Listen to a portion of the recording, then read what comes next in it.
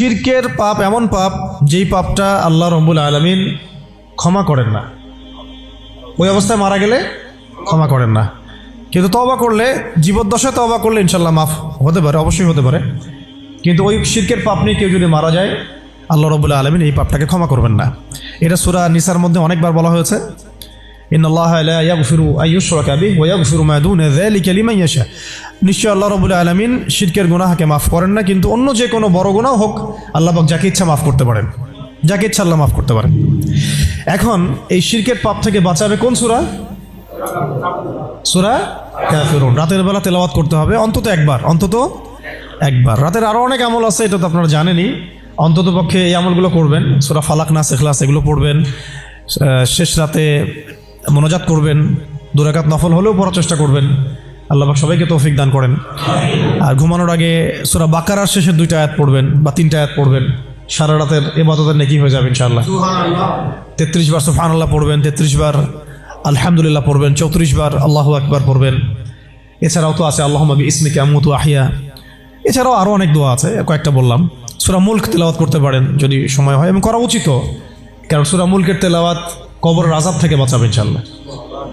এগুলো আমল করবেন। আমলটা বাড়ানোর চেষ্টা করতে হবে এই কারণে যে যার আমল বেশি তার মধ্যে নূর বেশি, আল্লাহ পাকের মারিফত বেশি, তার মধ্যে দ্বীনের ফিকিরও বেশি থাকবে, এবং তার দোয়াও বেশি কবুল হবে ইনশাআল্লাহ। সে আল্লাহকে পাবে, কাছে পাবে। আমল ভালো হলে আখলাক ভালো হবে, আখলাক ভালো হলে তার দ্বারা সমাজ উপকৃত হবে। এবং আমরা খেয়াল করে দেখেছি সিরাতের কিতাবগুলোতে সাহাবায়ে কেরাম জিহাদের মাঠেও মেসওয়াক ছাড়তেন না, জিহাদের মাঠেও মেসওয়াক ছাড়তেন না। মানে আমলে তারা গুরুত্ব দিতেন, খুব বেশি আমলের প্রতিযোগিতা করতেন, কে কত বেশি আমল করতে পারে। একজন সাহাবী খুঁটির সাথে নিজেকে বেঁধে রাখছিলেন, যে ঘুম আসে, নামাজ পড়তে পড়তে ঘুম আসে, খুঁটির মধ্যে বেঁধে রেখেছেন নিজেকে, যাতে ঘুমে পড়ে না যান। তো পরে নবী সাল্লাল্লাহু আলাইহি ওয়াসাল্লাম বললেন যে এত অতিরিক্ত কষ্ট না করতে বললেন। আল্লাহ পাক তো সবসময় তোমার ইবাদত কবুল করতে পারেন, নিজের উপর এহসান করো, নিজের শরীরের হক আদায় করো। একজন সাহাবী তো এমন আমল শুরু করেছিলেন যে স্ত্রীর প্রতি তাকানোই বন্ধ করে দিয়েছেন এক সময়, হ্যাঁ তাই না? তো পরে স্ত্রী এসে অভিযোগ করছে, আমাকে তো আমার স্বামী দেখেই না। তখন নবী সাল্লাল্লাহু আলাইহি ওয়াসাল্লাম ডেকে বললেন যে দেখো, স্ত্রীর হক আছে তোমার উপরে, তার হক আদায় করো, সেটাও সুন্নাত, এটাও ইবাদত। তো এইভাবে সাহাবায়েরা আমলের প্রতিযোগিতা করতেন। তো আমাদেরকে আমলের মধ্যে ব্যালেন্স করতে হবে, আমলে ব্যালেন্স করতে হবে, মানে একদিকে ঝুঁকে যাওয়া না, সব আমলগুলো যেন আমার আমলের মধ্যে থাকে, এটা ব্যালেন্স করতে হবে। শুধু তসবিহ দানা নিয়ে পড়ে থাকবো, জিহাদের কথা বলবো না, এটাও আবার না। আবার শুধু জিহাদের কথাই বলবো, দিন কায়েমের কথাই বলবো, নিজের ইবাদত আমল ঠিক থাকবে না, এমনও না। মানে সব কিছু ব্যালেন্স থাকতে হবে, আকীদা, আমল, সুন্নাহর ইত্তেবা সব ব্যালেন্স থাকবে ইনশাআল্লাহ। সবচেয়ে জরুরি 2টা বিষয়ে আমরা মাথায় রাখবো, একটা হলো ইবাদত, একটা হচ্ছে দিন কায়েম। একটা হলো ইবাদত, একটা হলো দিন কায়েম। ইবাদত তো ব্যক্তিগত ব্যাপার, এটা জীবনের প্রত্যেকটা ক্ষেত্রে ইবাদত থাকবে। আর দিন কায়েম করতে হবে জীবনের প্রতিটা ক্ষেত্রেই, শুধুমাত্র ব্যক্তিগত জীবনে, ইবাদত বন্দেগীর জীবনে না, আমার অর্থনীতি, ব্যবসা বাণিজ্য, আমার সংস্কৃতি, শিক্ষা এবং রাজনীতির মধ্যেও আল্লাহ পাক তৌফিক এনায়েত করেন। তো এখন যেটা বলতে চাচ্ছিলাম যে একদিন আপনারা তো সিরাত মোটামুটি পড়েছেন, সিরাত মানে রাসূল সাল্লাল্লাহু আলাইহি ওয়াসাল্লামের জীবনী তো মোটামুটি পড়েছেন, আমি আশা করি। যদি না পড়ে থাকেন অবশ্যই পড়বেন, ঠিক আছে? প্রথমে শুরু করবেন তো কোরআন তেলাওয়াত থেকে। কোরআন তেলাওয়াত শিখতে শিখতে সিরাতটা পড়ে ফেলবেন। সিরাতটা আগে পড়া থাকলে আপনি কোরআন হাদিসের অর্থ যখন পড়তে শুরু করবেন তখন বুঝতে পারবেন যে কোন আয়াত কোন প্রেক্ষাপটে, কোন হাদিস কোন প্রেক্ষাপটে নাজিল হয়েছে। আপনার মাথায় পুরো 23 বছরের একটা ফ্রেম থাকবে, এটা খুব জরুরি। তাহলে আপনি বুঝতে পারবেন যে কিভাবে দিন প্রতিষ্ঠা করতে হবে, এবং কীভাবে নবী সাল্লাল্লাহু আলাইহি ওয়াসাল্লাম করেছেন, তার উপর দিয়ে কী অতিবাহিত হয়েছে, সাহাবীদের উপর দিয়ে কী অতিবাহিত হয়েছে, এটা আমাদের মাথায় থাকবে। এবং কোন প্রেক্ষাপটে তারা কীভাবে রিয়্যাক্ট করেছেন ওইটা আমাদের মাথায় থাকবে। সিরাতটা আমি পড়ার জন্য খুব বেশি জোর দেই। আরেকটা বিষয় বলতে চাই যে এই সিরাতের প্রথম যে 13 বছর এটা ছিল মাক্কি জীবন। কোন জীবন? মানে মক্কায় নবী সাল্লাল্লাহু আলাইহি ওয়াসাল্লাম দাওয়াত দিচ্ছেন। তো মক্কার পরিবেশটা কেমন? মক্কার পরিবেশটা হচ্ছে আবু জেহেলদের শাসন চলতেছে। কাদের শাসন? আবু জেহেলের শাসন চলছে, আবু লাহাবের শাসন চলছে, উতবা সাহেবা এদের কর্তৃত্ব চলছে। আবার একই সাথে নবী সাল্লাল্লাহু আলাইহি ওয়াসাল্লাম তিনিও একটা সম্ভ্রান্ত বংশ থেকে আসছেন, সম্ভ্রান্ত গোত্র থেকে, বনু হাশিম থেকে। তো তার গোত্রের মর্যাদা অনেক বেশি, ঠিক আছে? আর এদিকে বনু মাখজুম, বনু তাইম, বনু আদি, আরও অনেক গোত্র আছে, তো তারাও কিন্তু মোটামুটি প্রভাবশালী। তো রাজনৈতিক যে ক্ষমতাটা, মক্কার রাজনৈতিক যে ক্ষমতাটা, এটা আছে ওই সময় Abu Jahl, Abu Lahab, Utba সাহেব এদের হাতে। এবং ওদের একটা পার্লামেন্ট ছিল, ওর নাম ছিল দারুন নাদওয়া। কি নাম ছিল? দারুন নাদওয়া। তারা আল্লাহকে বিশ্বাস করত, একটু ভালো করে বোঝার চেষ্টা করেন। তারা আল্লাহ পাককে বিশ্বাস করত, আল্লাহ বলে একজন আছে, এটা তারা আকীদা ঠিক রাখতো। এমনকি আল্লাহ পাক সৃষ্টিকর্তা, আল্লাহ পাক রিজিক দাতা, আল্লাহ সন্তান দাতা, এটাও তারা বিশ্বাস করত। কারা বিশ্বাস করত? Abu Jahl, Abu Lahab, Utba, Saiba, তারাও বিশ্বাস করত। তাহলে কিসে বিশ্বাস করতো না? তারা তাওহীদে রুবুবিয়াত বিশ্বাস করতো, কিন্তু উলুহিয়াত, আসমা ও সিফাতে বিশ্বাস করতো না। মানে আল্লাহ পাকেরই যে বিধান মানতে হবে, আল্লাহ পাকেরই যে দাসত্ব করতে হবে এবং মৃত্যুর পর জবাবদিহিতা আছে, এই বিষয়গুলোতে তারা বিশ্বাসী ছিল না। এখন প্রথম 3 বছর নবী সাল্লাল্লাহু আলাইহি ওয়াসাল্লাম গোপনে দাওয়াত দিয়েছেন। কত বছর? প্রথম 3 বছর। আর চতুর্থ বছর থেকে প্রকাশ্যে দাওয়াত শুরু হয়েছে। মক্কার কত বছর মোট? 13 বছর। এই সময় তো ইসলামী রাষ্ট্র কায়েম হয় নাই, হয়েছে? দাওয়াত হয়েছে, খালি দাওয়াত। কোন পরিবেশে দাওয়াত বলুন? আবু জেহেলের যে রাজত্ব, ওর মধ্যে দাওয়াত হয়েছে। মনে করেন যে আপনি এখন আছেন মোদির রাজত্বে, মনে করেন ওই রকম একটা পরিবেশে যদি ইসলাম আসে, ওইটা একটা মক্কার মিসাল হইতে পারে, যে ওইটা একটা মক্কার মতো পরিবেশ। ওইখানে আপনি দাওয়াত, সবাই অমুসলিম, সবাই মূর্তি পূজারী, সবাই মুশরিক, ওখানে আপনি ইসলামের দাওয়াত দিচ্ছেন। পরিস্থিতি কত কঠিন! কঠিন না সহজ? অনেক কঠিন। শুধু যে শিরক আছে তা না, ওই সমাজে সুদও আছে। কি আছে ওই সময়? সুদ আছে। ওই সমাজের মধ্যে জেনা আছে, ওই সময় ব্যভিচার আছে, ওই সময় মাদক দ্রব্য আছে, মেয়েদের অবমাননা আছে, কন্যা সন্তানকে জীবন্ত দাফন করা হয়, তারপরে জুয়া আছে, মারামারি, হানাহানি, কাটাকাটি, গোত্রে গোত্রে দ্বন্দ্ব, এগুলো একটা সমাজের মধ্যে। একটু চিন্তা করেন, কল্পনা করেন। আপনার এই এলাকা কি এমন? আপনার এলাকা কি এমন? না। কিন্তু ওই বিষয়গুলোর কিছু কিছু বিষয় তো অবশ্যই এখনো আছেই, বরং এমন কিছু বিষয় আছে যেগুলো আগের চেয়ে বেশি আছে। না, আইয়ামে জাহিলিয়াতের যে কথাটা বলছি, আইয়ামে জাহিলিয়াতে কিন্তু সমকামিতা ছিল না এত বেশি। আপনার পুরো বাংলাদেশে এখন সমকামিতা আইয়ামে জাহিলিয়াতে যে বেশি। ওই আইয়ামে জাহিলিয়াতে আপনার ট্রান্সজেন্ডার ছিল না, আপনার বাংলাদেশে আছে এখন। আইয়ামে জাহিলিয়াতে পর্নোগ্রাফি ছিল না। পর্নোগ্রাফি মানে মোবাইল ফোনে, তো বুঝে নিত, এগুলো ছিল আইয়ামে জাহিলিয়াতে? ছিল না। প্রযুক্তির এত উৎকর্ষ ছিল না যেটা দিয়ে এরকম বোম টোম ফেলে, পারমাণবিক বোম দিয়ে মানুষকে মেরে ফেলা যায়, ছিল না। এরকম এয়ারক্রাফট নিয়ে গাজার উপর দিয়ে গেল, বোম ফেলে দিল, মেরে ফেললো শিশুদেরকে, এমন ছিল? মানে অনেক ব্যাপার আমি আপনাকে দেখাতে পারবো যেগুলো আইয়ামে জাহিলিয়াতের চাইতে এখন অনেক বেশি আছে, শয়তানি। কিন্তু কিছু কিছু বিষয় ছিল যেগুলো আবার আইয়ামে জাহিলিয়াতে ছিল না। এক কথায় আমরা এটা বলতে পারি যে নবী সাল্লাল্লাহু আলাইহি ওয়াসাল্লাম যখন নবী হয়ে এসেছেন, তখন 23 বছরের মধ্যে তিনি আইয়ামে জাহিলিয়াতকে কবর দিয়ে গেছেন। কিন্তু যখন থেকে আবার খোলাফায়ে রাশেদা শাসন চলে গেছে, ইসলামী খেলাফতগুলো আস্তে আস্তে আস্তে আস্তে অ্যাবলিশ হয়ে গেছে, তখন আবার নতুন করে জাহিলিয়াতগুলো এই সমাজে, শুধু সমাজে না, সমাজে, রাষ্ট্রে, বিশ্বের বুকে একেবারে একদম ঢুকে গেছে, না মানে একদম শেকড় গেড়ে ফেলছে। এখন সময় হচ্ছে ওই আবার নতুন শেকড় গাড়া জাহালাতগুলোকে উপড়ে ফেলার, এটা সময় এখন। এই জন্য পরিস্থিতিটা বুঝতে হবে যে নবী সাল্লাল্লাহু আলাইহি ওয়াসাল্লাম কোন জায়গায় দাওয়াতের কাজ করছিলেন। চোখ বন্ধ করে চিন্তা করেন যে একটা সমাজের মধ্যে খালি মূর্তি, সবাই মূর্তি পূজা করে, সবাই সুদ খায়, ধরেন সবাই, বেশিরভাগই দেখা যায় জেনা করে, মেয়েদের তেমন কোনো বৈবাহিক অধিকার নাই, সম্পত্তির অধিকার নাই, বাচ্চাকে কবর দিয়ে দিচ্ছে জীবন্ত, মদ খাচ্ছে মানুষ, জুয়া খেলতেছে, মারামারি করছে, ইত্যাদি ইত্যাদি ইত্যাদি। এরকম একটা অবস্থায় রাসূলুল্লাহ সাল্লাল্লাহু আলাইহি ওয়াসাল্লাম ইসলামের দাওয়াত দেওয়া শুরু করলেন। দাওয়াত দিতে দিতে প্রথম 3 বছর তিনি গোপনে দাওয়াত দিয়েছেন, গোপনে গোপনে গোপনে দাওয়াত দিয়েছেন। ওই সময় কিন্তু তৈরি হয়েছে আবু বকর রাদিয়াল্লাহু আনহু, ওসমান রাদিয়াল্লাহু আনহু, আলী ইবনে আবি তালেব, যায়েদ ইবনে হারসা, এই সাহাবায়ে কেরাম তৈরি হয়েছেন ওই সময়। আব্দুল্লাহ বিন মাসউদ, বিলাল ইবনে রাবাহ, এই সাহাবায়ে কেরাম তৈরি হয়েছেন কিন্তু ওই প্রথম 3-4 বছরে। এরপর যখন প্রকাশ্যে দাওয়াত দেওয়া শুরু করলেন, যখন ওমর এবং হামজা রাদিয়াল্লাহু আনহু তাদের মতো সাহাবীর ইসলাম কবুল করলেন, প্রকাশ্যে দাওয়াত শুরু হলো, তখন হকার বাতিলের দ্বন্দ্ব শুরু হলো। মানে সত্য নিয়ে আপনি যখন মাঠে নামবেন, তখনই মিথ্যার সাথে দ্বন্দ্ব শুরু হবে। এটার নিয়ম, চিরায়ত নিয়ম। ব্যাস Abu Jahl, Abu Lahab, Utba সাহেবরা তো খেপে গেল। এখন এমন কোনো পথ ও পদ্ধতি নাই যেটা তারা অ্যাপ্লাই করে নাই। প্রথমে আঘাত করলো এভাবে, আরে ওর কথা শোনার দরকার নাই, সে তো মাজনুন। ব্যক্তিগত আক্রমণ খেয়াল করে দেখবেন, এখনও আপনি বাংলাদেশে দাওয়াতের কাজ শুরু করেন, সবার আগে আপনি শয়তানদের পক্ষ থেকে, মানে মানুষ এবং জিন শয়তান উভয় দুটোর কথাই বলতেছি, শয়তানদের পক্ষ থেকে সবার আগে বাধা পাবেন, আপনার ব্যক্তি নিয়ে সবার আগে আক্রমণ করা হবে। আগে ব্যক্তিগত জীবনে আক্রমণ করা হবে। আগে আপনাকে রাষ্ট্রীয় নির্যাতনের শিকার করা হবে না, ওটা পরে আসবে, শেষে আসবে। আগে ব্যক্তি থেকে, তারপর পরিবার থেকে, সমাজ থেকে, ধর্মনেতা থেকে, তারপর রাষ্ট্র থেকে, এইভাবে বাধা আসে আর কি।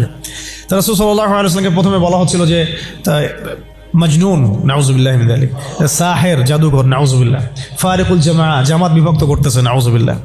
তারপরে বলা হচ্ছে আর কি বলেন, শায়ের, কবি, আর এরকম প্রায় 8-10টা কথা বলা হচ্ছিল, 8-10টার মতো কটাক্ষ করা হচ্ছিল প্রথম 3 বছরে।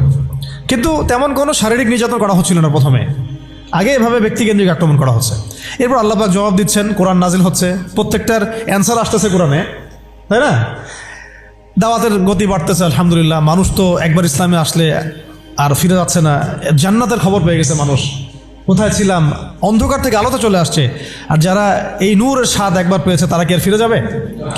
এখনও দেখেন অনেক বড় বড় পাপী মানুষ, আমরা নিজেও দেখেছি, নিজেরা অনুভব করেছি, বহু বড় বড় পাপী মানুষ রাসূল সাল্লাল্লাহু আলাইহি ওয়াসাল্লামের রওজার সামনে গিয়ে সালাম দিয়েই একেবারে তওবা করে খাঁটি মুমিন হয়ে গেছে।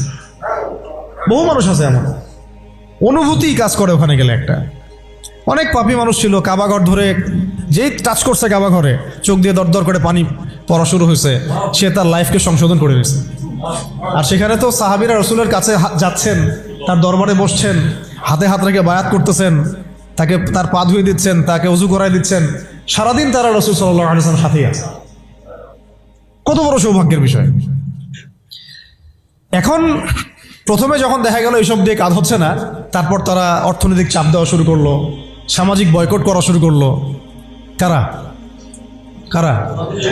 Abu Jahl, Abu Lahab, Utba, Saiba. আমি কিন্তু এই কয়েকটা নাম বলছি, এটা কিন্তু শুধু নাম না, এটা একটা ক্যারেক্টার, চরিত্র। আজকের বিশ্ব আবু জেহেল আছে, আবু লাহাব আছে, উতবা, সাইবারা আছে না? সেম পদ্ধতি তারাও কিন্তু অবলম্বন করতেছে ইসলামকে দমন করার জন্য। সেম এটা মিলাই নেবেন আপনারা সিরাত থেকে।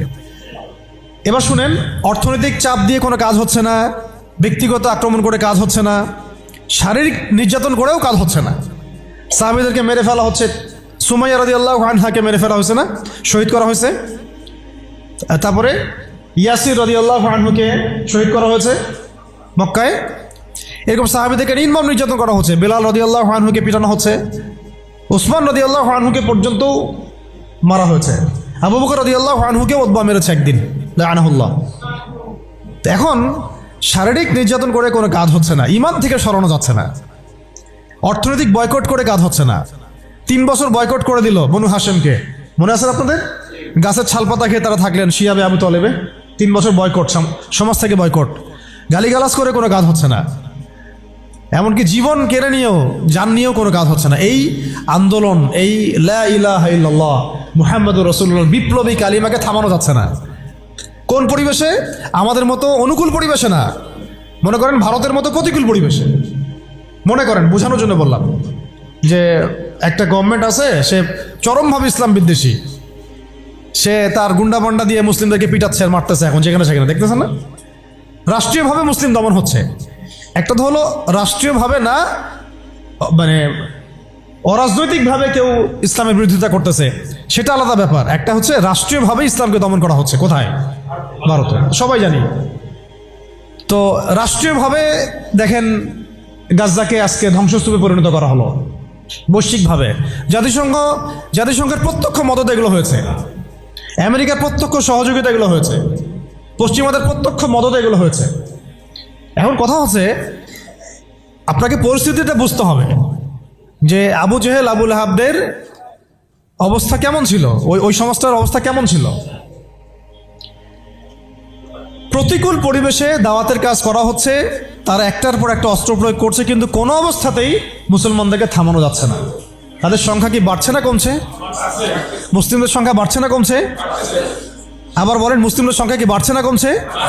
বাড়ছে আর বাড়ছে আর বাড়ছে, দিন দিন বাড়ছে। কত নির্যাতন হচ্ছে, শারীরিকভাবে মারা হচ্ছে, অর্থনৈতিক নিষেধাজ্ঞা দেওয়া হচ্ছে, সমাজ থেকে বয়কট করা হচ্ছে, তারপর সম্পত্তি থেকে বঞ্চিত করা হচ্ছে, বাবা ছেলেকে তাড়াই দিচ্ছে, মা ছেলেকে তাড়াই দিচ্ছে। কি একটা অবস্থা! অবস্থা কি ভাবতে পারছেন কেমন জটিল অবস্থা? এত কিছু করেও যখন কোনো কাজ হলো না, তখন Abu Jahl, Abu Lahab, Utba সাহেবারা একটা নতুন ফর্মুলা নিয়ে আসলো। এখন তারা নতুন একটা ফর্মুলা নিয়ে আসছে। এই ফর্মুলাটার নাম হচ্ছে আপোষকামিতা বা সন্ধি করা। এটার নাম কি? আপনারা খেয়াল করে দেখবেন, আমি একটু বলে নেই 1 মিনিট। ওই আইয়ামে জাহিলিয়াতে যে জাহালাতগুলো আপনি দেখছেন, শিরকের জাহালাত, সুদের জাহালাত, রিবা, তারপরে মাদক, তারপরে জেনা, ব্যভিচার, গোত্রীয় হানাহানি, সব আপনি এখনকার বিশ্বে দেখতে পারবেন।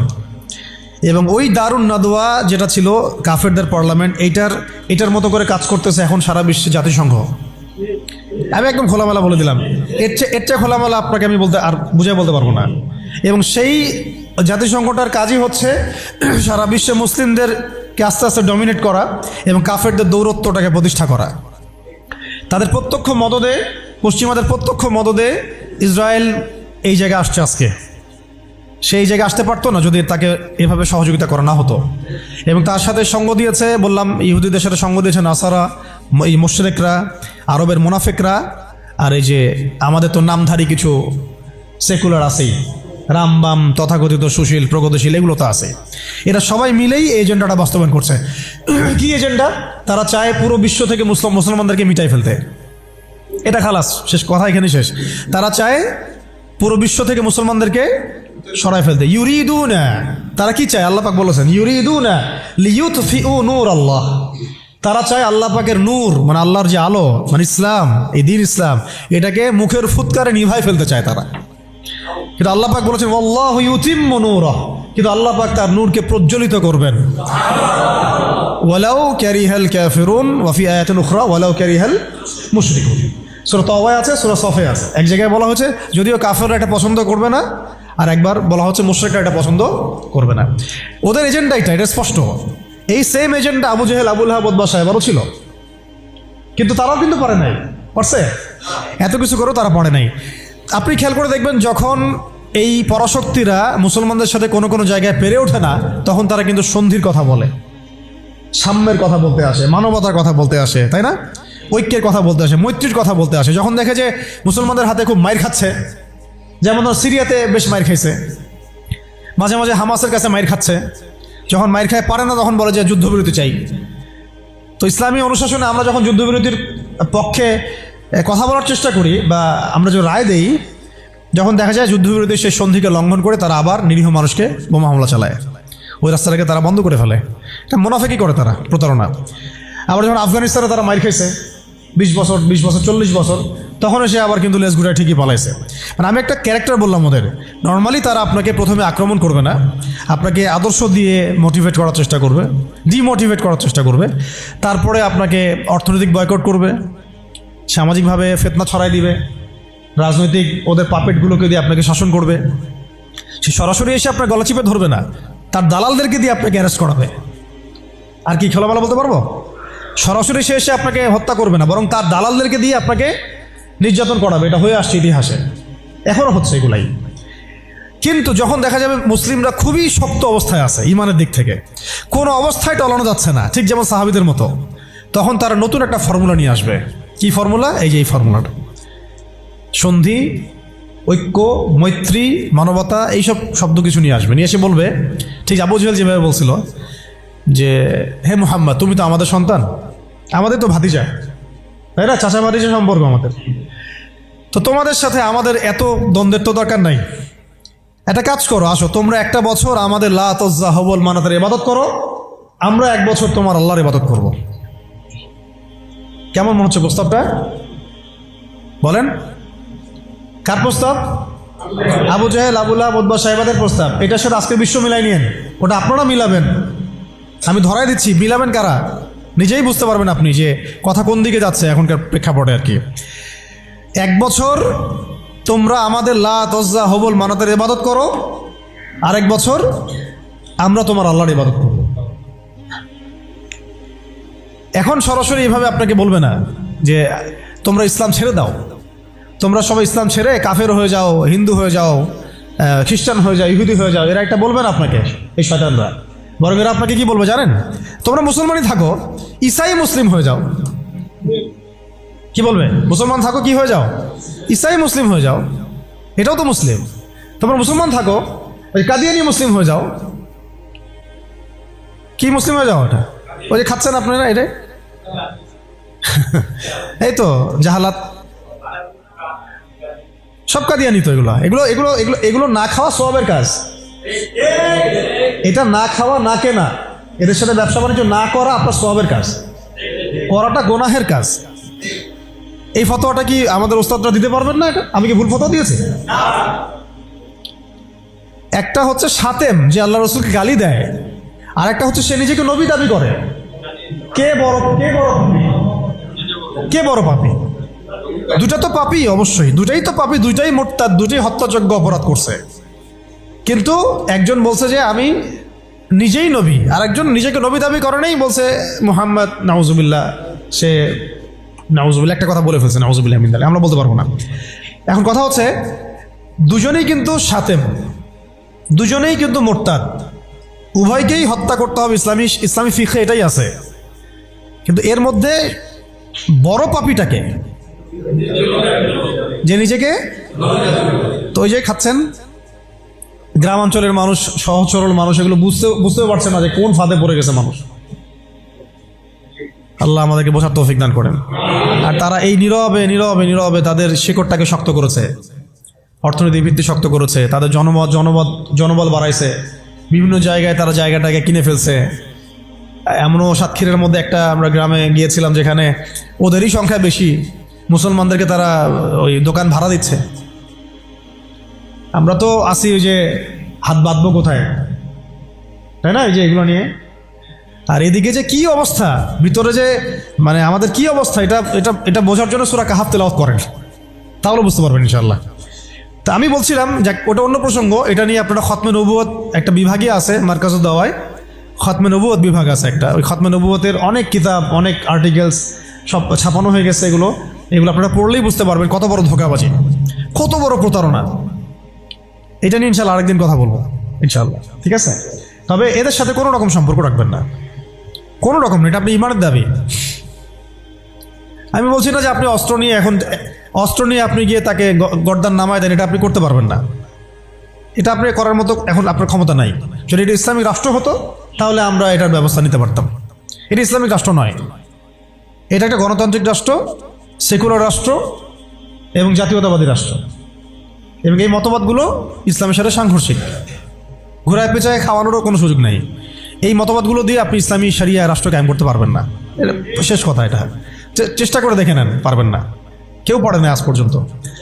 এখন মূল যেটা কথা ছিল যে ওরা বলেছিল কি 1 বছর ইবাদত করো লাত উজ্জা হবল মানাতের, আমাদের মূর্তিগুলার, আমরা 1 বছর তোমার আল্লাহর ইবাদত করবো, ঠিক আছে?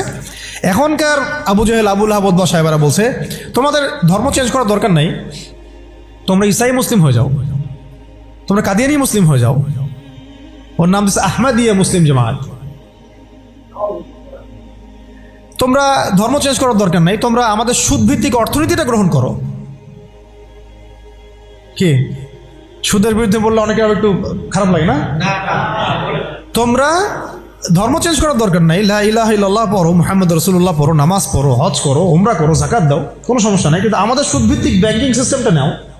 মানুষ নিয়েছে, প্রত্যেকটা মুসলিম কান্ট্রির মধ্যে এখন সুদভিত্তিক ব্যাংকিং সিস্টেম আছে। বুঝতে পারছি আমি কথা? তোমাদের ধর্ম চেঞ্জ করার দরকার নাই, তোমরা সমকামিতাটাকে প্রমোট করো। তোমরা মুসলমান থাকো, মুহাম্মাদের উম্মত থাকো সাল্লাল্লাহু আলাইহি ওয়াসাল্লাম, সমকামিতাটাকে প্রমোট করো। এই যে প্রমোট করছে আমাদের ছাত্র ভাইরাও তো প্রমোট করছে, যারা কয়দিন আগে করলেন, রাস্তায় নেমে আন্দোলন করলেন।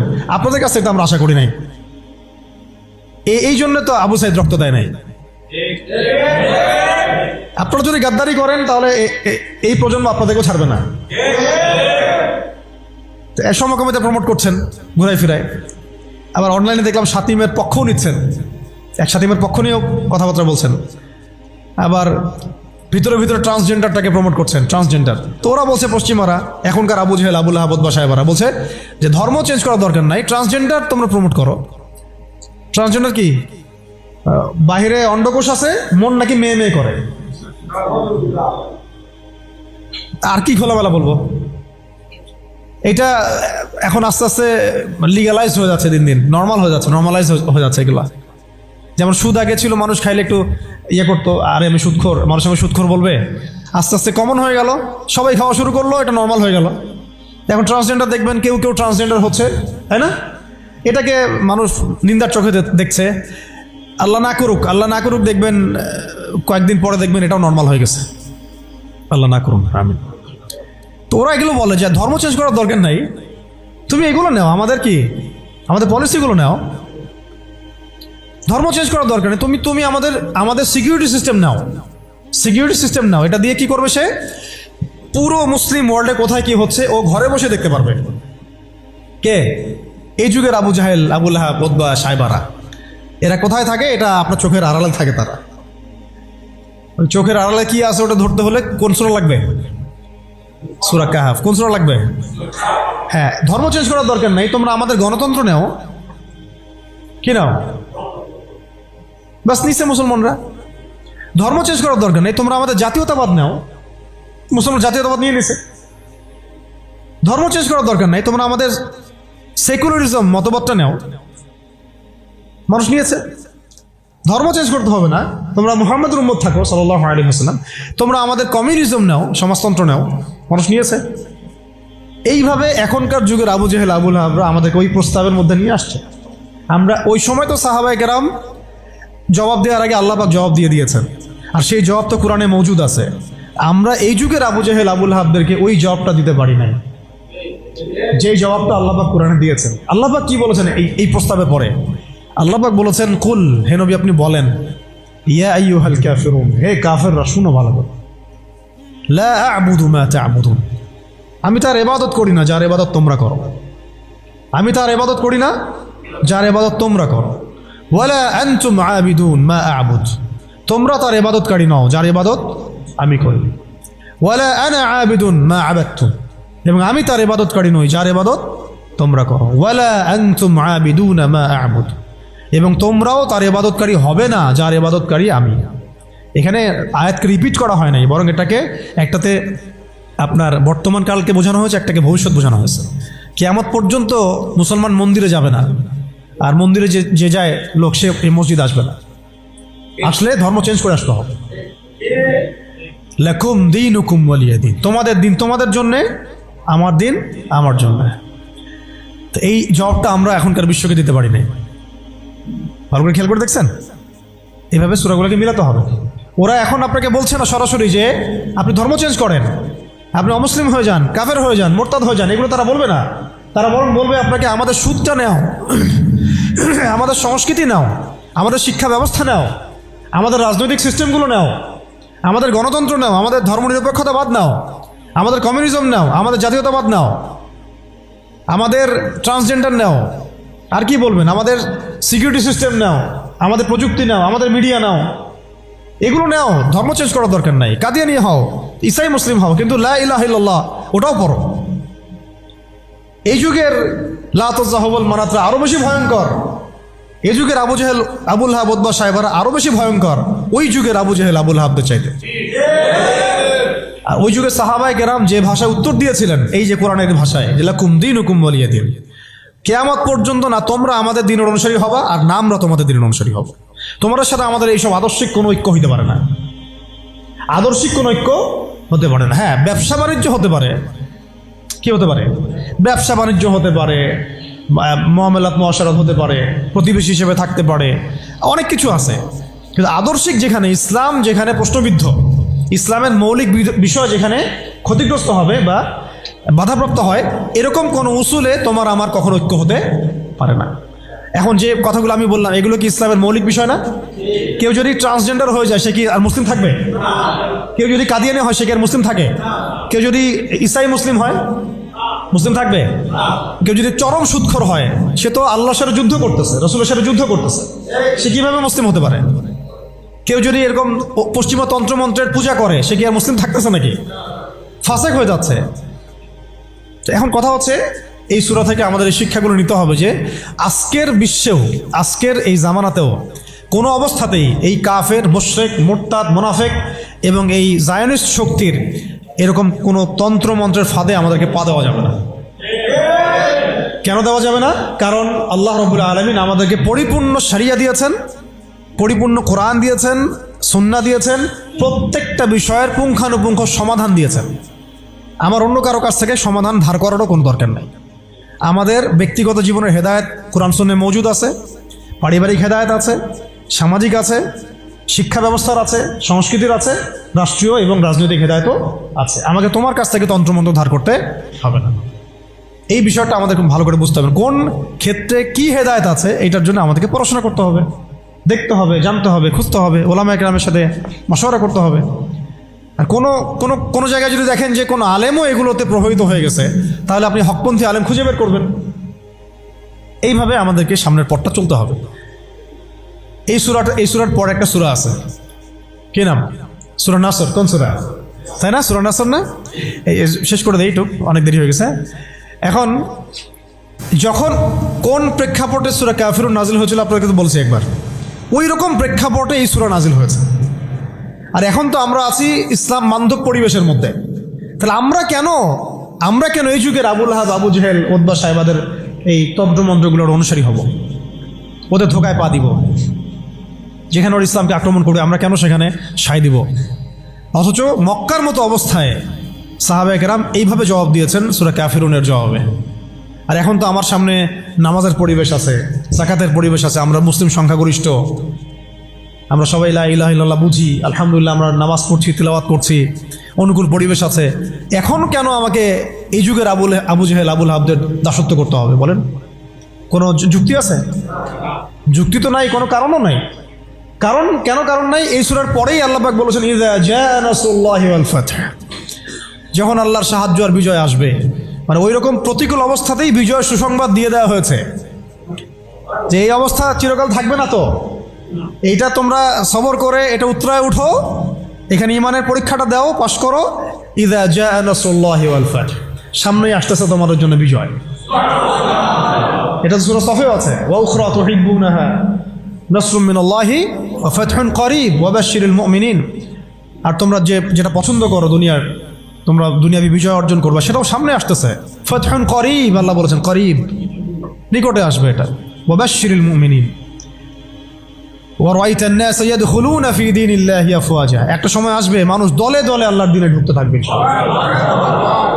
তখন আল্লাহ পাক বলেছেন ফাসাব্বিহ বিহামদি রাব্বিকা ওয়াস্তাগফির ইন্নাহু কানা তাওয়াবা। এবং যখন এই বিজয়টা আসবে তখন এই Abu Jahl, Abu Lahab, Utba সাহেবা এদের অস্তিত্ব কি হবে? তাব্বাত ইয়াদা আবি লাহাবি ওয়া তাব। আবু লাহাবের হাতও ধ্বংস হবে, সে নিজেও ধ্বংস হবে। মিলাতে পারছেন সিকোয়েন্সটা? এইভাবে আসছে বিষয়টা। যখন এই বিজয় আসবে তখন এই সব আবু লাহাব ধ্বংস হয়ে যাবে। আবু লাহাব এখানে শুধু একজন ব্যক্তি নয়, আবু লাহাব এখানে একটা রূপকথা, একটা উপমাও বটে। প্রত্যেক যুগে যুগে আবু লাহাব থাকবে। এই যুগের আবুল আহাব কারা জানেন? যারা সুদ ভিত্তিক এই ব্যাংকিং সিস্টেমের এই হর্তাকর্তা, এরা হচ্ছে এই যুগের আবুল আহাব। মা আগনা আনহু মালুহু ওয়া মা কাসাব, তাদের এইসব হারাম মাল কোনো কাজে আসবে না, এবং তারা এগুলো যেটা অর্জন করেছে সেটা কোনো কাজে আসবে না। সায়াসলা নারান যাতা লাহাব, আগুনে প্রবেশ করবে তারা। ওয়া ইমরাতুহু, এবং তার স্ত্রীও। এখানে স্ত্রী মানে শুধু স্ত্রী না, স্ত্রী মানে কিন্তু সহযোগী। স্ত্রী মানে কি? সহযোগী। এরা কিন্তু একা কাজ করে না। আমি বললাম না একজনের সহযোগী? ইহুদিদের সহযোগী নাসারারা। আমেরিকা ছাড়া ইসরায়েল চলতে পারে নাকি? আমেরিকা ছাড়া ইসরায়েল চলতে পারবে? আমরা তো এতই সুশীল মার্কা প্রতিবাদ করি অনেকে, যে ইসরায়েলের বিরুদ্ধে কথা বলি, এদিকে আবার আমেরিকাকে খুশি রাখি। এ আবার কোন মুনাফিক? এটা আবার কোন মুনাফিক রে ভাই? সাপের মাথা তো আমেরিকা। ও তাকে অস্ত্র দেয়, সে তাকে প্রযুক্তি দেয়, সে তাকে সমরাস্ত্র দেয়, সে তাকে সাপোর্ট দেয়, সে তাকে মানে লাইসেন্স দেয় যে তুমি মারো, মুসলমানদেরকে মারো। জবাবদিহি করারও দরকার নাই বিশ্বের সামনে। তারা কি জবাবদিহি করে? আমরা মারছি, আমাদের খারাপ লাগছে বলছে? সে বলে যে প্রত্যেকটা বাচ্চাকে মেরে ফেলাবো আমরা। বাচ্চাকে কেন মারে জানেন? এটা শুনে রাখেন। বাচ্চাকে হত্যা করছিল ফেরাউন, হ্যাঁ, কার আগমন ঠেকানোর জন্যে? হ্যাঁ, মাশাআল্লাহ, মুসা আলাইহিস সালামের আগমন ঠেকানোর জন্য। কারণ তাকে বলা হয়েছিল একটা ছেলে আসতেছে, তোমার সিংহাসন নড়াই দিবে একদম। তখন ওই ইযযাবহুনা আবনাকুম ওয়া ইয়াসতাহিয়ুনা নিসাআকুম শুরু করলো। আবার ঈসা আলাইহিস সালামের আগমন ঠেকানোর জন্য তৎকালীন সময়কার বাচ্চাদেরকে হত্যা করেছিল। এখনকার এই দাজ্জালের অনুসারী এই জায়নিস্টরা কেন গাজ্জার বাচ্চাদেরকে হত্যা করতেছে জানেন? হ্যাঁ, এক্স্যাক্টলি, তারা ইমাম মাহাদির আগমন ঠেকাইতে চায়। আল্লাহ পাক ওইখানেই মাহাদিকে ঢুকাই দিবেন ইনশাআল্লাহ। এটা বললাম ওই সূরা কাফিরুনের হালতের উপরে অটল থাকেন। ইযা জাআ নাসরুল্লাহি ওয়াল ফাত, এটা আসতে যাচ্ছে, যখন আসবে তখন এই যে তাব্বাত ইয়াদা আবি লাহাবি ওয়া তাব, যত আবু লাহাব আছে সব ধ্বংস হয়ে যাবে ইনশাআল্লাহ। এমন আসছে যে চেইন দিয়ে, শিকল দিয়ে বেঁধে ওদেরকে জেরুজালেমে নিয়ে যাওয়া হবে ইনশাআল্লাহ। মুসলিম বাহিনী এইভাবে বিজয় হবে ইনশাআল্লাহ, সামনে আসবে এটা। আর ওই যে ওয়ামরাতু, এটা কিন্তু খেয়াল রাখবেন, এটা তো স্ত্রী আছেই ওখানে, তো ওই ক্ষেত্রে এটা ঠিক আছে। আবার এটা অর্থ যে এখানে সহযোগী বোঝানো হচ্ছে, সহযোগী দেখবেন জালেমদের সহযোগী থাকে, ইহুদিদের সহযোগী এখানে নাসারারা। ইয়া আইয়ুহাল্লাযীনা আমানু লা তাত্তাখিযুল ইয়াহুদা ওয়ান নাসারা আউলিয়া, ইহুদি খ্রিস্টানদেরকে বন্ধুরূপে গ্রহণ করো না। বা'দুহুম আউলিয়া বা'দ, এরা একে অপরের বন্ধু, এরা একে অপরের বন্ধু। লা তাত্তাখিযুল ইয়াহুদা ওয়ান নাসারা আউলিয়া, ওদেরকে বন্ধুরূপে গ্রহণ করো না তোমরা। বা'দুহুম আউলিয়া বা'দ, এরা একে অপরের বন্ধু। দেখছেন সহযোগী। ওয়ামরাআতু, তার স্ত্রীও যাবে কোথায়? জাহান্নামে। হাম্মালাতুল হাতাব, হেল্প করতো তাকে, কি করতো? খড়কুটা নিয়ে এসে ডিস্টার্ব করতো না নবী সাল্লাল্লাহু আলাইহি ওয়াসাল্লামকে, ফেলে রাখতো, কষ্ট দিত। ওরাও এখন দেখেন আল্লাহর দিনকে কষ্ট দেয়, রাসূলুল্লাহ সাল্লাল্লাহু আলাইহি ওয়াসাল্লামকে কষ্ট দেয়। সহযোগী কারা? ইহুদিদের সহযোগী দেখবেন, মানে মূল তো শয়তানটা দাজ্জাল। আমাদের সামনে কিন্তু এখন ইবলিসের সাথে লড়াই না, আমাদের সামনে দাজ্জালের সাথে লড়াই আর কি। ও তো বাস্তবে বের হবে, মানুষ হিসেবে বের হবে, সে মানুষ হিসেবে বের হবে, বের হয়ে সে বিশ্বকে শাসন করতে শুরু করবে। কাদেরকে নিয়ে শাসন করবে? ইহুদিদেরকে নিয়ে। আর ইহুদিদের সাথে সঙ্গ দিবে নাসারা, খ্রিস্টানরা, যারা জায়নিস্ট। তারা কিছু ভালো মানুষ থাকতে পারে, কিন্তু আল কুফার মিল্লাতুল ওয়াহিদ, কাফিররা একটা মিল্লাত। আর কে সঙ্গ দিবে এদের সাথে? মুশরিকরা। কারা? এটা কোথায় আছে? এটাও সূরা মাইদাতে আছে। লাতাজিদান্না আশাদ্দান নাস আদাওয়াতাল লিল্লাযীনা আমানুল ইয়াহুদ ওয়াল্লাযীনা আশরাকু, মানুষের মধ্যে মুমিনদের সাথে সবচেয়ে বেশি শত্রুতা রাখে দুই শ্রেণীর মানুষ, ইহুদিরা এবং মুশরিকরা। এটাই হচ্ছে সেই কারণ যে কারণে আজকে ইসরায়েল ইন্ডিয়ার সাথে বন্ধুত্ব করছে। আর কিভাবে ব্যাখ্যা করবো আপনাদের সামনে বলেন? এটাই সেই কারণ যার কারণে আজকে ইসরায়েল এই ভারতের সাথে বন্ধুত্ব করছে। ও ভারত পুরো ইসরায়েলের প্রেসক্রিপশনেই চলে। যেভাবে গাজায় মুসলিম নিধন হচ্ছে, যেভাবে গাজায় মুসলিম নিধন হচ্ছে, সেম পরিকল্পনা ওদের ভারতকে কেন্দ্র করে এখানে মুসলিম নিধন করার, এবং সেটা চলছেও, অলরেডি শুরু হয়ে গেছে। আর কাশ্মীরও তো আগে থেকে শুরু হয়েছিলই, এখন রাষ্ট্রীয়ভাবে হচ্ছে, রাষ্ট্রীয় গুন্ডা বাহিনী দ্বারা হচ্ছে এগুলা। আর এদের প্রেসক্রিপশনে চলেছিল আমাদের বিগত ফ্যাসিস্টরা। মানে কে কার সাথে রিলেটেড বুঝতে পারছেন? তাহলে আমাদেরকে কত রকম শত্রুর সাথে লড়তে হবে, ভিতরে শত্রু, বাহিরে শত্রু, বিশ্বের শত্রু। আবার ওইদিকে আছে ওদের সাথে পশ্চিমারা এবং আমেরিকা। তারপরে আছে আবার আরবের মুনাফিকরাও, ওদের সাথে আঘাত করে ফেলছে। আর মুশরিকরা তো আছেই। আর কি বললাম, এক শ্রেণীর নারী, রাম বাম, প্রগতিশীল, সুশীল, এরাও ওদের সাথে যোগ দিবে। তাহলে আপনার আমার লড়াইটা কত কঠিন। ওই যে সূরা কাফিরুনের ওই অবস্থায় টিকে থাকাটা কত কঠিন।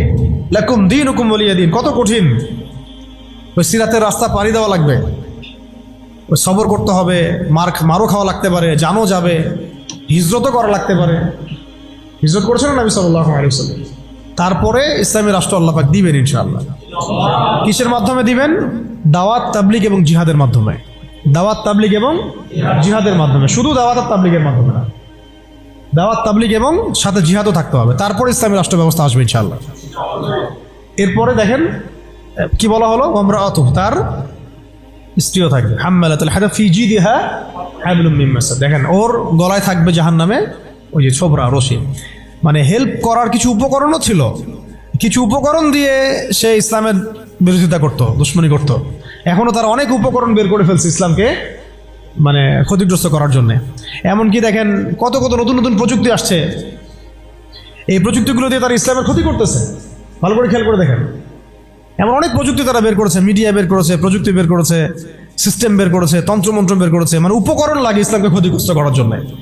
আবুল হাবের স্ত্রীও উপকরণ দিয়েই নবী সাল্লাল্লাহু আলাইহি ওয়াসাল্লামকে ক্ষতি করার চেষ্টা করছিল। আল্লাহ পাক আবার সেই উপকরণ তার গলায় ফাঁস লাগিয়ে তাকে মৃত্যু দিয়েছেন, মনে আছে? ওই গলার মধ্যে তার রশি আটকে ফাঁস লাগিয়ে সে মারা গেল। কে? আবুল আহাবের স্ত্রী। এই যে যে ক্ষতি, ইসলামের ক্ষতি করার জন্য যে উপকরণগুলো তারা বের করেছে, শুনে রাখেন, ইসলামের ক্ষতি করার জন্যে, ইসলামকে ধ্বংস করার জন্যে আর মুসলিম নিধনের জন্য তারা যে উপকরণগুলো তৈরি করেছে, যে সিস্টেমগুলো তৈরি করেছে, যে মিডিয়াগুলো তৈরি করেছে, যে প্রযুক্তিগুলো তৈরি করেছে, এগুলোই ওদের ধ্বংসের কারণ হবে ইনশাআল্লাহ। এমনও হইতে পারে সামনের বিশ্বে ওদের হাতে তৈরি করা পারমাণবিক বোম দিয়ে ওরাই মরবে ইনশাআল্লাহ। দেখে নিন, এটাও হইতে পারে ইনশাআল্লাহ।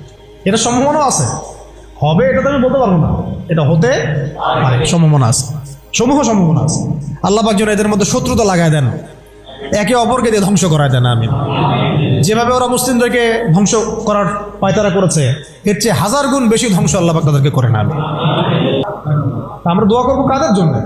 যাদের মনের মধ্যে ইসলামের জন্য সিম্প্যাথি আছে, সফট কর্নার আছে, ইসলামকে মন থেকে ভালোবাসে, এই ভাইদের জন্য আমরা দোয়া করবো। এই জন্য আমরা বাংলাদেশের এই সিস্টেমের মধ্যে ধরেন আর্মি, র্যাব, পুলিশ, বিজিবি, আমাদের পলিটিশিয়ান যারা বুঝে না বুঝে বিভিন্ন মানে জালেমের সহযোগীও হয়ে গেছে, আমরা সবার জন্যই দোয়া করি আল্লাহ পাক যেন তাদের সবার হৃদয়টাকে ঘুরায় দেন। তাদের মধ্যে অনেক মানুষ আছে যারা বুঝে না বুঝে হয়তো দুনিয়াবি কোনো স্বার্থে অন্যায়ের পথে চলে গেছে, বা বুঝে না, ইসলামটা বুঝে না, কিন্তু আবার ইসলামকে ভালোবাসে, ইসলামকে ভালোবাসে। আমরা এই ভাইদের জন্য দোয়া করতে পারি, এই জালেমদের জন্য আমরা কি দোয়া করতে পারবো? অতএব ফিজিদিহা হাবলুম মিন মাসাদ, এটাও হবে, দেখে নিন। আর শেষ কথা কি, এটা কে করবেন? এই পুরো পরিকল্পনাটা কার? এই পুরো পরিকল্পনা হচ্ছে পরের সূরায় কুল হুয়াল্লাহু আহাদ। এটা এক আল্লাহর পরিকল্পনা। কোন আল্লাহ? আল্লাহুস সামাদ, যিনি কারো মুখাপেক্ষী না, কারো মুখাপেক্ষী না, তিনি আমাদের মুখাপেক্ষী না। এটা আল্লাহ করাবেন, আল্লাহর বান্দাদেরকে দিয়ে আল্লাহ করাবেন। কোন আল্লাহ? লাম ইয়ালিদ, যিনি কাউকে জন্ম দেন নাই, ওয়ালাম ইউলাদ, তাকেও কেউ জন্ম দেয় নাই, ওয়ালাম ইয়াকুল লাহু কুফুয়ান আহাদ, তার মতো সমতুল্য আর কেউ নাই। অতএব তোমরা যতই বাড়াবাড়ি করো, যতই তোমরা ইসলামের বিরুদ্ধাচরণ করো না কেন, ইসলামকে ধ্বংস করার চেষ্টা করো না কেন, সূরা কাফিরুন থেকে মক্কা বিজয় পর্যন্ত হালত আসবে ইনশাআল্লাহ। আর এখন যা চলতেছে এটাও ইনশাআল্লাহ আস্তে আস্তে পরিবর্তন হতে থাকবে, এবং ইনশাআল্লাহ আমরা আবার বাইতুল মুকাদ্দাস জয় করবো ইনশাআল্লাহ। এই বিষয়ে কোনো সন্দেহ নাই যে সামনে ইসলামের বিজয় আসবে এবং মুসলিমদের সেই হারানো সেই গৌরব ঐতিহ্য আবার ফিরে আসবে। কিন্তু এইটা আপনার ঘরে বসে থাকলে রেডিমেড হাতে মান্না সালোয়ার মতো আসবে না। এটা মান্না সালোয়ার আসার যুগ না, এটা আবাবিল পাখি আসারও যুগ না। এখানে পাথর আপনাকেই ছুটতে হবে। আবাবিল পাখি এসে পাথর ছুটবে না, এটা পাথর কাকে ছুটতে হবে? আপনাকেই ছুটতে হবে। ব্যাস, আল্লাহ পাক শর্ত দিয়ে দিয়েছেন, ইন তানসুরুল্লাহ ইয়ানসুরকুম, তোমরা আল্লাহর দিনকে সাহায্য করো, আল্লাহ তোমাদেরকে সাহায্য করবেন। ওয়া ইউসাব্বিত আকদামাকুম, আল্লাহ তোমাদের পা শক্ত করে দিবেন। ওয়া ইন তাতাওয়াল্লাউ ইস্তাবদিল কওমান গায়রাকুম, তোমরা যদি মুখ ফিরে চলে যাও, আল্লাহ পাকের কিছু যায় আসে না, আল্লাহুস সামাদ, আল্লাহ অন্য কওমকে হেদায়েত দিয়ে তোমাদের স্থলাভিষিক্ত করবেন। সুম্মা লা ইয়াকুনু আমসালাকুম, তারা তোমাদের মতো হবে না। ব্যাস, এই হলো মূল কথা। তাহলে আমরা চাচ্ছি আল্লাহর ইবাদত করতে, তার জমিনে তার দিনকে বিজয় করতে। তো এই বিজয় কি এমনি এমনি আসবে? কাজ করতে হবে তো নাকি? কয়েকটা কাজ আমরা করবো ইনশাল্লাহ, নিয়ত করতে পারি। প্রত্যেকেই দিনের ফরজ জ্ঞান অর্জন করবো ইনশাল্লাহ, ঠিক আছে ইনশাল্লাহ। শেষ রাত শুরু হয়ে গেছে, আল্লাহ পাক যেন তৌফিক দান, আমিন। এখন দোয়া কবুল হবে। প্রত্যেকেই দিনের ফরজ জ্ঞান অর্জন করবো ইনশাল্লাহ। আমল বাড়াই দিব ইনশাল্লাহ, হালাল হারাম মেনে চলবো ইনশাল্লাহ। আমাদের পরিবারের পর্দার ব্যাপারে খেয়াল রাখবো, আমাদের শিক্ষার ব্যাপারে খেয়াল রাখবো, এবং জীবনের একটা নির্দিষ্ট ক্ষেত্রে ইবাদত করবো এমন না, পুরো জীবনটাকেই সুন্নাহ ভিত্তিক ঢেলে সাজাবো ইনশাল্লাহ। এর পাশাপাশি প্রত্যেকটা এলাকায় আপনারা ঐক্যবদ্ধ থাকবেন, জামায়াবদ্ধ থাকবেন। এখন তো আর ওই অবস্থা নাই যে একজন আমি, এরা সবাই মামুর হয়ে আছে, এমন তো অবস্থা নাই। তাই প্রত্যেকটা অঞ্চলেই তাওহীদপন্থী মানুষরা একসাথে থাকবেন ইনশাআল্লাহ। আর ইসলামপন্থী যে ভাইরা আছেন, বিভিন্ন দল সংগঠন করছেন, তাদের সাথে মিলেমিশে থাকবেন। একে অপরের সাথে কোনো কাটা ছোড়াছড়ি বা কোনো রকমের দ্বন্দ্বে যাবেন না। তাদের দ্বারা ইসলামের উপকার হলো তো আলহামদুলিল্লাহ, কিন্তু যদি দেখা যায় তারাও এইসব তন্ত্রমন্ত্রের ধোকায় পড়ে গোলকধাঁধায় হারায় যান, এতে আল্লাহর কিছু যায় আসবে না। আল্লাহ পাক শরিয়া কায়েম করাই দিবেন ইনশাআল্লাহ। তারাও বুঝতে শিখবে, বুঝতে পারবে যে এইসব পশ্চিমা তন্ত্রমন্ত্র দিয়ে শরিয়া কায়েম হবে না কখনো। অন্ততপক্ষে কিছু যদি উপকার হয় তাহলে তাও তো ভালো, ইসলামের জন্য ওইটুকু ভালো। নাই মামার চেয়ে তো কালা মামা ভালো, বলি আমরা আর কি কথা। শেষ কথা হচ্ছে, এইগুলোর সাথে আমাদের ব্যাপক দাওয়াতের কাজ লাগবে, ব্যাপক দাওয়াতের মেহনত লাগবে এবং প্রয়োজনে জিহাদের প্রস্তুতি রাখতে হবে। এই কাজগুলো ঐক্যবদ্ধ মানে একত্রিত হলে ইনশাল্লাহ দেখবেন সূরা কাফিরুন থেকে মক্কা বিজয় ইনশাল্লাহ হয়ে যাবে। আচ্ছা, এইগুলা আমি আবেগ থেকে কথা বলেছি এমন না, এটা বাস্তব ছিল, অতীতেও হয়েছে এবং প্রত্যেক শতাব্দীতে ইসলাম বিজয়ী ছিল, এই শতাব্দীতেও হবে ইনশাল্লাহ। আল্লাহ পাক যেন সেই কাফেলে আমাদেরকে কবুল করেন। আল্লাহ পাক যেন আমাদের মধ্যে যারা ইখলাস রাখেন, মনের মধ্যে ইখলাস রাখেন, সেই প্রত্যেক ভাইকে আল্লাহ পাক সেই মাকবুল জামায়াতের মধ্যে, মাকবুল কাফেলার মধ্যে কবুল ও মঞ্জুর করে নেন। হয় আমরা এই মিশনে হাঁটতে হাঁটতে আমরা হয় শহীদ হয়ে যাব, না হলে ইনশাল্লাহ আমাদের হাতে আল্লাহ পাক বিজয়ের পতাকা দিয়ে দিবেন।